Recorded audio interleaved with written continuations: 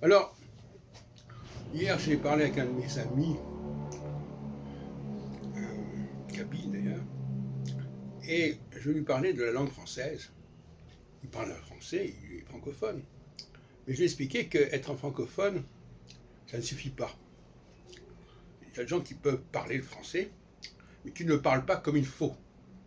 Alors la question est de savoir comment on parle français comme il faut.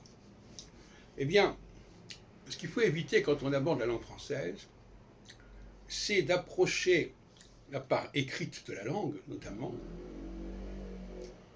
comme pour sa propre langue, ou comme pour d'autres langues. De plaquer des principes de prononciation, de syllabisation, qui ne correspondent pas au génie de la langue française. Et il faudrait enseigner le français, la lecture du français. Quand on ne sait pas bien lire la langue française, mais souvent les professeurs eux-mêmes n'enseignent pas correctement cette lecture. Eux-mêmes, ils utilisent des principes qui ne sont pas propres au français. Moi, ce qui m'a intéressé ces derniers temps, c'est de montrer quelles étaient les particularités de la langue française, dont généralement on ne traite pas. Alors, bien entendu, il y a cette idée, cette espèce de fluidité de la langue française qui fait que, par exemple, la dictée est un exercice absurde en français. Parce que la dictée, ça va isoler, soi-disant, les syllabes, alors qu'en français, les syllabes, elles doivent se relier, elles doivent s'enchaîner. Bon. Et, en fin de compte, la vraie dictée, ce serait de prendre, par exemple, une conversation et de demander aux gens de mettre par écrit cette conversation. Parce qu'il faut partir du vivant. Pas la dictée, c'est quelque chose d'artificiel. La façon de prononcer les mots dans la dictée est artificielle. Donc ça n'est pas sérieux. Quand on enseigne le français, il faut enseigner le français sur le réel, sur la réalité de la communication. Et les Français eux-mêmes n'en sont même pas forcément conscients.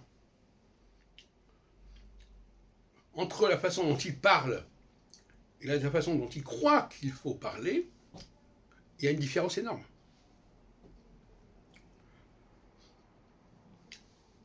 Donc ils ne savent pas enseigner leur propre langue. Voilà l'enseignement, la conséquence que je dis.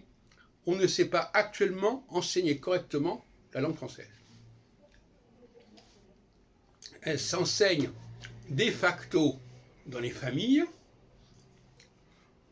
comme ça, par capillarité, si on peut dire, mais pas de façon consciente, pas de façon élaborée, et même, je dirais, à la limite, que personne n'a écrit vraiment sur ce sujet.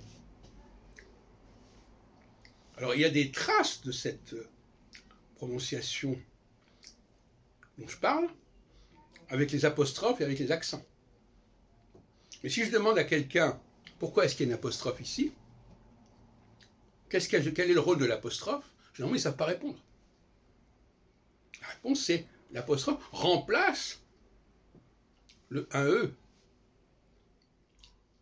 Si je dis par exemple à quelqu'un « je t'aime », je demande à quelqu'un « si vous enlevez l'apostrophe, qu'est-ce que vous mettez à la place ?» Il faut répondre « je te aime ». Est-ce qu'ils vont tous répondre comme ça? On pourrait entendre des trucs complètement délirants.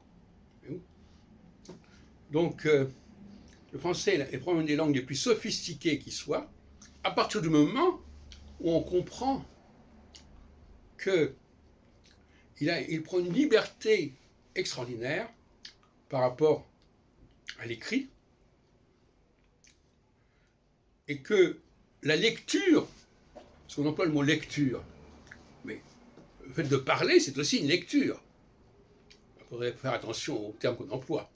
La lecture de la langue française est faussée.